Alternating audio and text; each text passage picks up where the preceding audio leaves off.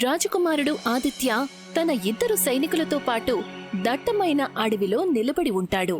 ఆ అడవిలో విచిత్రమైన భయం ఏర్పడుతుంది. ఒక సైనికుడు భయపడుతూ రాజకుమారుడు ఆదిత్యతో, రాజకుమారా, మనం తిరిగి వెళ్ళడం మంచిది. నీ మొహంలో ఈ భయం ఎందుకు కనిపిస్తుంది? రాజకుమారా, మీకు కనిపించడం లేదా?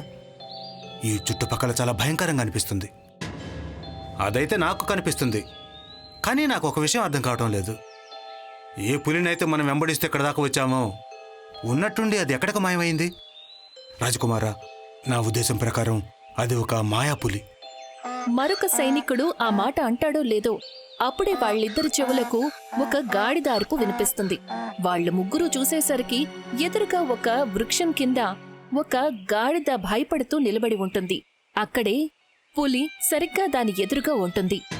దానిని చూస్తూ ఉంటుంది. దాన్ని వెంబడిస్తూ వాళ్ళ ముగ్గురు అక్కడి వరకు వచ్చారు. నా ఉద్దేశం ప్రకారం ఈ పులి పాపం ఆ గాడిదని చంపేలా ఉంది. అదే దాన్ని చంపేలోపు నేను దీన్ని చంపేస్తాను. రాజకుమారుడు తన విల్లుని వదులుతాడు. ఎంతో వేగంగా ఆ పులి మీద దాడి చేస్తాడు. పులి ఒక్క దాడితో అంతమైపోతుంది. రాజకుమారుడు వెంటనే ఆ గాడిద దగ్గరకు వెళ్తాడు. నువ్వు నా ప్రాణాలు కాపాడావు రాజకుమారా. దానికి బదులుగా నేను నీకొక వరం ఇవ్వాలనుకుంటున్నాను.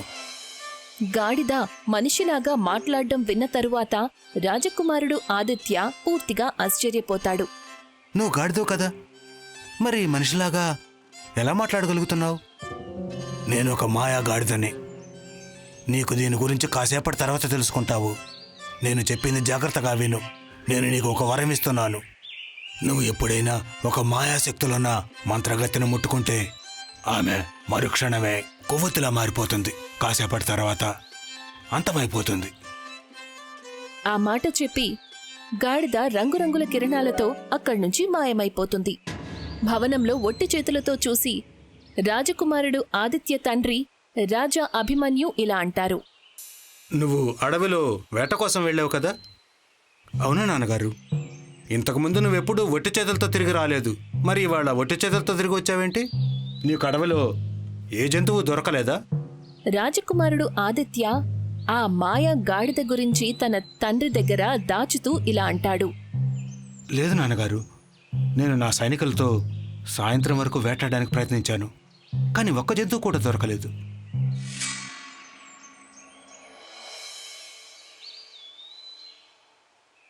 మరుసటి రోజు రాజకుమారుడు ఆదిత్య ఎప్పటిలాగానే భవనం నుండి ఎడమవైపుగా వెళ్లే ఆ అడవి వైపు వెళ్తాడు. అక్కడ రాజకుమారి సులేఖ ఒక వృక్షం కింద తన కోసం ఎదురు చూస్తూ ఉంటుంది. రాజకుమారుడు ఆదిత్య అక్కడికి చేరుకొని ఇలా అంటాడు. ఏంటి విషయం? నీ మొహంలో ఎందుకంత దిగులు కనిపిస్తుంది? నాన్నగారు నా వివాహం పక్క రాజ్యానికి చెందిన కరణ్తో చేయాలనుకుంటున్నారు. నువ్వేమీ కంగారు పడుకు రాజకుమారి సులేఖ. నేను ఇవాళ నాన్నగారితో మన ఇద్దరి వివాహం గురించి మాట్లాడతాను. ఆ మాట చెప్పి రాజకుమారుడు ఆదిత్య నిన్న జరిగిన ఆశ్చర్యకరమైన సంఘటన రాజకుమారి సులేఖకు చెప్తాడు. నాకు అసలేం అర్థం కావడం లేదు. ఆ మాయా గాడిద ఎవరు అనేది? ఇది చాలా విచిత్రమైన సంఘటన రాజకుమారా. మీరీ సంఘటన గురించి మీ నాన్నగారికి ఎందుకు చెప్పలేదు? నాన్నగారు తంత్రమంత్ర విషయాలను ఎక్కువగా నమ్ముతారు. నేను చిన్నప్పటి నుంచి చూస్తున్నాను. మా భవనంలో సాధువులు ఎప్పుడూ కూడా తంత్రమంత్రాలు చేస్తూనే ఉంటారు. నేను ఆ భయంతోనే ఆయనకు చెప్పలేదు. దీని గురించి తెలిస్తే ఆయన నన్ను వేటకు వెళ్ళనీయకుండా ఆపుతారని. కాసేపటి తరువాత రాజకుమారుడు ఆదిత్య తన భవనానికి తిరిగి వెళ్తాడు. మరుసటి రోజు రాజకుమారుడు ఆదిత్య తన తండ్రితో ఇలా అంటాడు. నాన్నగారు, నేను పక్క రాజ్యం రాజు రాజా విక్రమ్ కూతురు రాజకుమారి సులేఖను ప్రేమిస్తున్నాను. తను కూడా నన్ను ప్రేమిస్తుంది. నేను తననే వివాహం చేసుకోవాలనుకుంటున్నాను. రాజకుమారుడు ఆదిత్య మాట విని రాజా అభిమన్యు మొహంలో గంభీరమైన భావం కనిపిస్తుంది. రాజకుమార్ ఆదిత్య, నీ వివాహం జరగదు. మీరేం చెప్పాలనుకుంటున్నారు నాన్నగారు? నా వివాహం రాజకుమారి సులేఖతో జరగదా? లేకపోతే నాకు వివాహం జరగదా? నీకు ఈ జీవితంలో ఎప్పటికీ కూడా వివాహం జరగదు. నువ్వు జీవితం అంతా పెళ్లి కాకుండానే ఉండిపోవాలి రాజకుమారా. బహుశా నీకు తెలియదు అనుకుంటా. నీకొక శాపం ఉంది. శాపమా? ఏం శాపం నాన్నగారు? మీరు అసలు ఏం మాట్లాడుతున్నారు? నేను నీ దగ్గర ఒక విషయం దాచిపెడుతున్నాను రాజకుమారా. మీ అమ్మని నేను రెండవ వివాహం చేసుకున్నాను. తనకంటే ముందు నాకు ఒక భార్య ఉంది. తను నా రాజ్యం మీద చెడు దృష్టితో ఉండేది.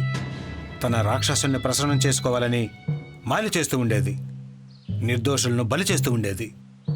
నాకు ఆ విషయం తెలిసిన తర్వాత నేను తనని మెడబట్టి రాజ్యం నుండి బయటకు గెంటేశాను. దానికి బదులుగా తను నన్ను శపించింది. ఎప్పుడైనా నేను వేరే స్త్రీని వివాహం చేసుకుంటే తన వల్ల నాకు సంతానం కలిగితే ఆ సంతానం జీవితాంతం పెళ్లి కాకుండా ఉండాలని. ఒకవేళ నా సంతానం ఎవరినైనా పెళ్లి చేసుకోవడానికి ఎప్పుడైతే తన మెడలో మాలను వేస్తాడో తన భార్య ఒక కొవ్వొత్తుగా మారిపోతుందట. ఆ తర్వాత కాసేపటికి నా సంతానం కూడా కొవ్వొత్తుగా మారిపోతుందట. నాకు ఇప్పటికీ నమ్మకం కుదరట్లేదు నాన్నగారు. మీరేదైతే చూస్తున్నారో అది నిజంగానే జరుగుతుందా? నేనేదైతే చెప్పానో అది నిజంగానే జరుగుతుంది నాన్న. నేను నిన్ను, నీ భార్యని కొవ్వొత్తుగా మారిపోవడం, ఆ తర్వాత మీరిద్దరూ కరిగిపోవడం చూడలేను. వేళ నుండి ఆ శాపాన్ని అంతం చేయడానికి నేను ఎంతోమంది సాధువుల్ని భవనంలో తంత్రమంత్రాలు చేయడానికి పిలిచాను. కానీ లాభం లేకుండా పోయింది. తన తండ్రి మాటలు విన్న తరువాత రాజకుమారుడు ఆదిత్య గంభీరవస్థలో ఇలా అంటాడు. నాన్నగారు, నేను రాజకుమార్ సులేఖను ప్రేమిస్తున్నాను. ఏ శాపము నా ప్రేమకు అడ్డు రాలేదు. ఏం జరుగుతుందో నేను చూస్తాను. రాజా అభిమన్యు తన పుత్రుడు రాజకుమారుడు ఆదిత్యకి చాలా నచ్చజెప్పే ప్రయత్నం చేస్తాడు. కాని రాజకుమారుడు ఆదిత్య వినిపించుకోలేదు. రాజా అభిమన్యు ఓటమిని అంగీకరిస్తాడు. మండపంలో ఎప్పుడైతే రాజకుమారుడు ఆదిత్య రాజకుమారి సులేఖ మెడలో మాలను వేస్తాడో అప్పుడు రాజకుమారి సులేఖ రంగురంగుల కిరణాలతో కొవ్వొత్తిగా మారిపోతుంది. అది చూసి రాజకుమారుడు ఆదిత్య ఎంతో కంగారు పడతాడు. ఇదెలా సాధ్యమవుతుంది? అంటే దీని అర్థం నాన్నగారు చెప్పింది నిజమే. నేను మీకు చెప్పాను కదా, నువ్వు నా మాట వినిపించుకోలేదు. అప్పుడే అక్కడికి భవనంలోని రాజగురు వస్తారు. రాజకుమారుడు ఆదిత్య వైపు చూసి, సమస్య చాలా గంభీరమైనది రాజకుమారా. మీ భార్య ఇప్పుడు కొవ్వొత్తుగా మారిపోయింది.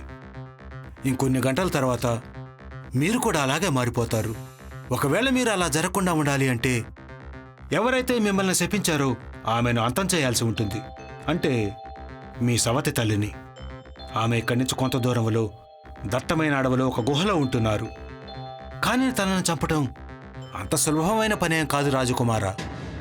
నాకు చెప్పండి రాజుగురు, నేను ఆమెను ఎలా అంతం చేయాలి? మీ సవతి తల్లి రాక్షసులకు పూజించే ఒక మంత్రగత్తె. ఆమె చాలా శక్తివంతురాలు. ఆమె మీద ఎటువంటి మంత్రతంత్రాలు కూడా పనిచేయవు.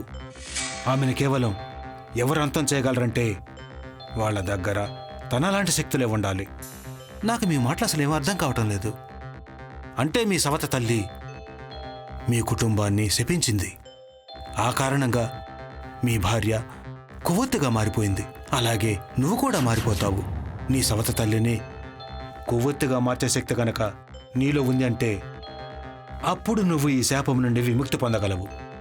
మీ సవతి తల్లిని నువ్వే అంతం చేయగలుగుతావు. రాజగురు మాటలు విన్న తర్వాత ఉన్నట్టుండి ఆదిత్యకి ఆ గాడిద ఇచ్చిన వరం గుర్తుకొస్తుంది. ఆదిత్య ఎంతో రహస్యంగా రాజగురు వైపు చూసి ఇలా అంటాడు. మీరేమీ కంగారు పడకండి రాజుగురు. మా సవతి తల్లి అంతం ఇవాళ జరుగుతుంది. ఆ మాట చెప్పి రాజకుమారుడు ఆదిత్య గుర్రం మీద ఎక్కి అడవిలో ఉన్న ఆ పాత భవనం వైపు వెళ్తాడు. కాసేపట్లో రాజకుమారుడు ఆదిత్య ఆ భవనం లోపల తన సవతి తల్లి ఎదురుగా నిలబడి ఉంటాడు. ఆమె మొహం ఎంతో భయంకరంగా ఉంటుంది. రాజకుమారుడు ఆదిత్యని చూసి తన సవతి తల్లి నవ్వుతూ ఇలా అంటుంది. మొత్తానికి నువ్విక్కడికి రావాల్సొచ్చింది ఆదిత్య. కానీ ఎటువంటి లాభం ఉండదు. నువ్వు నన్ను చంపలేవు. నేను మిమ్మల్ని అంతం చేయడానికే వచ్చాను. పగటి కలలు కనడం మానై రాజకుమారా. కాసేపట్లో నువ్వు కూడా కొవ్వొత్తిగా మారిపోతావు.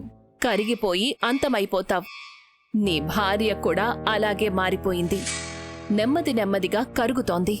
ఉన్నట్టుండి రాజకుమారుడు ఆదిత్య తన సవతి తల్లి దగ్గరికి వెళ్తాడు. ఆమె చేతిని పట్టుకుంటాడు. అలా చేయగానే రాజకుమారుడు ఆదిత్య సవతి తల్లి కొవ్వొత్తిగా మారడం ప్రారంభమవుతుంది. ఇలా జరిగే అవకాశం లేదు. లేదు, ఇది అసాధ్యం. అంతా సాధ్యమే.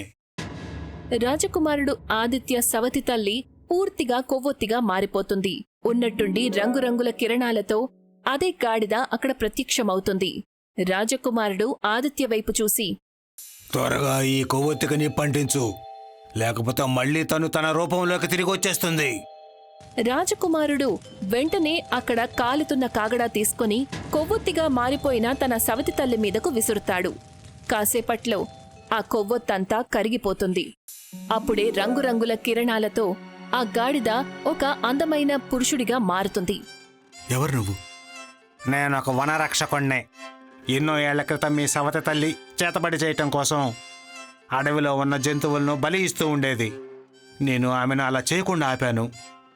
అప్పుడు ఆమె తన మాయాశక్తితో ఒక గాడిదగా మార్చేసింది నన్ను. గాడిదగా మారినందువల్ల నాకున్న శక్తులన్నీ అంతమైపోయాయి. కేవలం ఒక్క శక్తి తప్ప. నేను గాడిద రూపంలో కూడా మనిషిలాగా మాట్లాడగలుగుతాను. కేవలం ఒకే ఒక్క వరాన్ని ఇవ్వగలుగుతాను. నేను నిన్ను మొదటిసారి చూసినప్పుడు నాకు అర్థమయ్యింది, నువ్వు రాజా అభిమన్యు పుత్రుడివని. ఆ వరం నేను నీకిచ్చాను. ఆ వరం నాకు గాడిద రూపం నుండి విముక్తి కలిగిస్తుందని నాకు తెలుసు. అదే వరం నీ కుటుంబానికి ఉన్న శాపాన్ని కూడా తొలగిస్తుంది. ఇప్పుడు అంతా సర్దుకుంది. రాజకుమారా, నువ్వు ప్రశాంతంగానే భవనానికి వెళ్ళొచ్చు. ఆ మాట చెప్పి ఆ సుందర పురుషుడు రంగురంగుల కిరణాలతో అక్కడ్నుంచి మాయమైపోతాడు. రాజకుమారుడు ఆదిత్య సంతోషంగా తన భవనానికి తిరిగి వెళ్తాడు. అక్కడ అంతా సవ్యంగా ఉంటుంది.